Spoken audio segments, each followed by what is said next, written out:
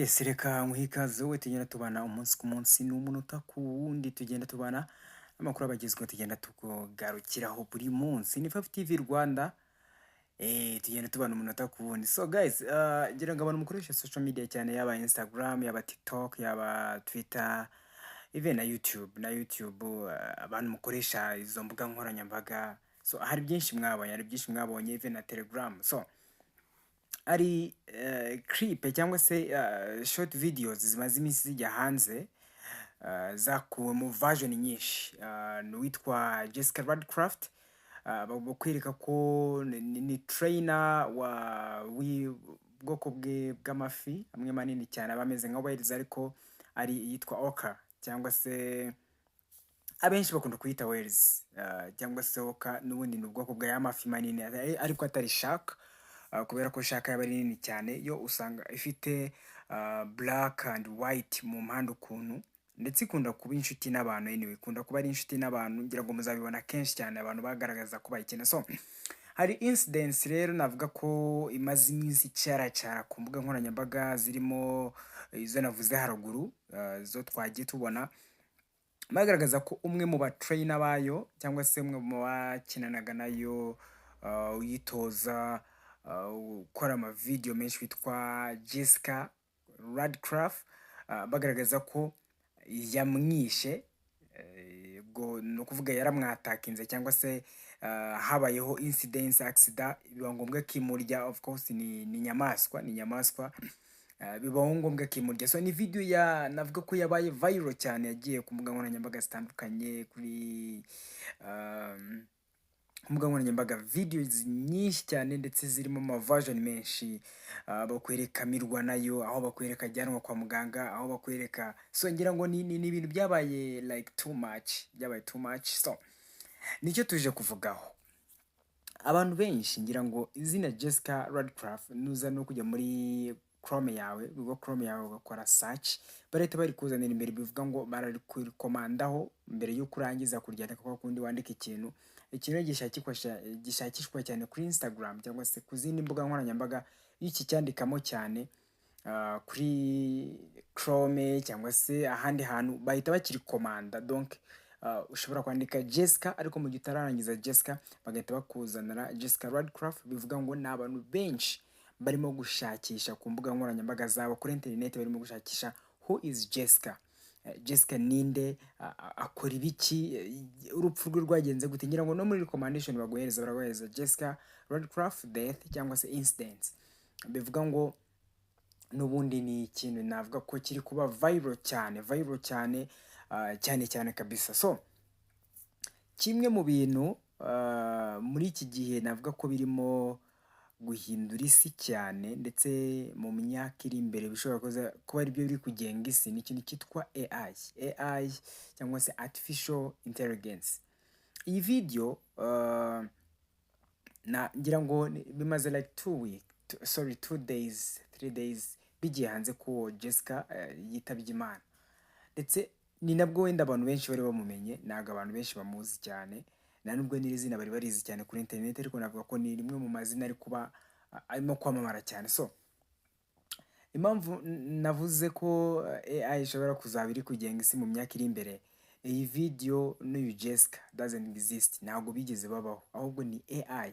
So bafashe like, nuza kwitegereza video birakugora cyane ko ushobora kumenya ngo ni AI cyangwa se AI, ariko nuza kwitegereza video cyane nagushiriye aho hasi uraza kubibona neza ko the video is fake.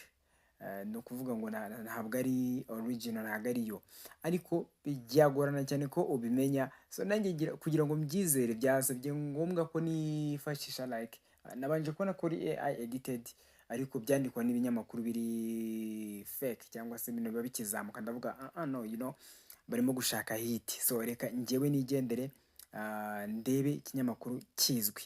The New Times ngira ngo ni ikinyamakuru kizwi cyane, nicyo navuga ko nakuriho source, ariko n'ibindi binyamakuru biri global bihedinze ku rwego mpuzamahanga, ndavuga ko nabyo byamaze kugaruka kuri iyi video, ndetse bina confirminga neza ko iyi ngiyi ari AI edited. Ni kimwe mu bintu byantunguye, ariko nanone ku bantu mukunda gukurikirana ibintu bitandukanye byinshi cyane, nuza kwitegereza video nanone uraza gusanga ifite version nyinshi cyane, which means ko n'ubundi there is AI behind, kubera ko ntago ubona incidents cyangwa se ibyabaye ngo ubibone nk'igikorwa kimwe. Hamwe ubona nirinze gushira andi ma video kubera ko bisa naho nyine bitewe na YouTube uburyo igenga ibintu byayo, ushobora gushiraho video runaka ukaba wahabwa copyright cyangwa se ukaba wahanwa bitewe n'imiterere ya video.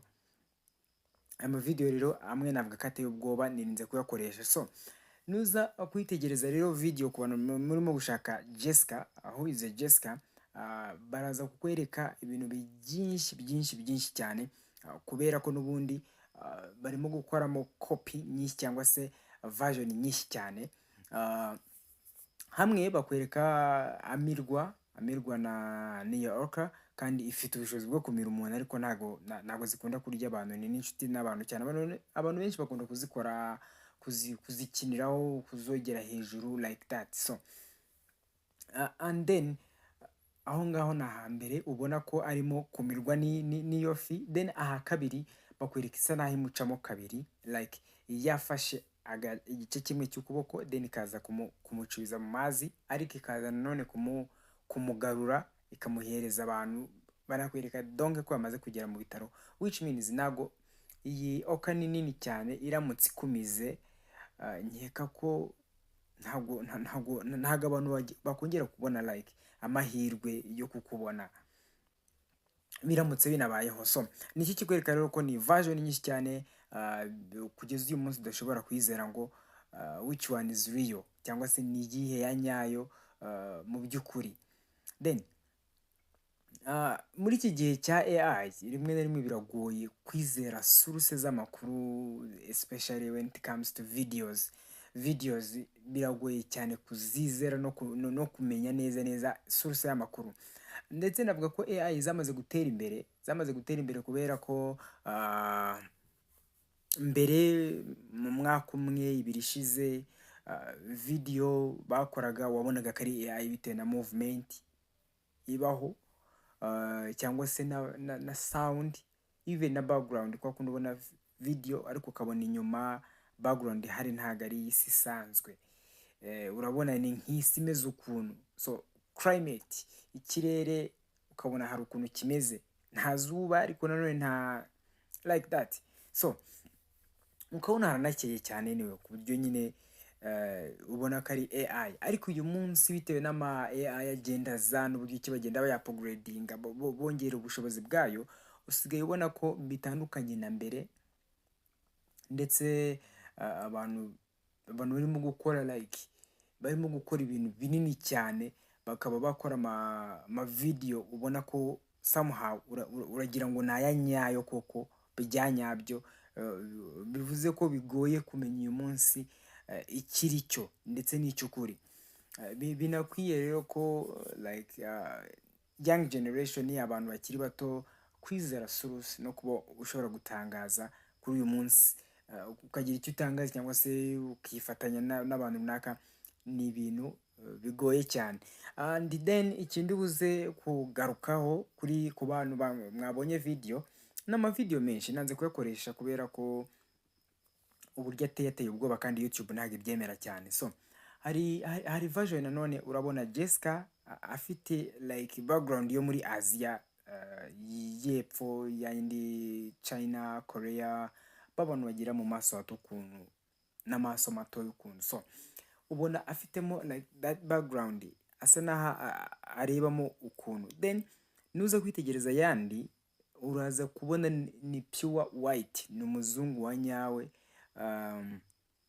Nibyo biza kukwereka ko nyine Jessica harimo ako kantu nyine, birashoboka ko video yabaye AI edited. So ngira ngo ku bantu mwitegereje video n'abagiye kuzitegereza, bagiye kuyireba, mukomeze murebe neza cyane, hataza kuba harimo umwe wenda uza kwizera ngo bya bintu ni real, bya bintu ni ibyanyabyo kuko nibyo.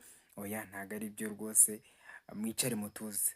Iyi Info TV Rwanda tugenda tubona amakuru aba agezweho, amakuru aba atandukanye, amakuru aba yizewe kandi amakuru utasanga ahandi. Ndagushimiye nkubwira ngo komeza ugire umunsi mwiza, komeza uhirwe n'ibyirimo byose. God bless.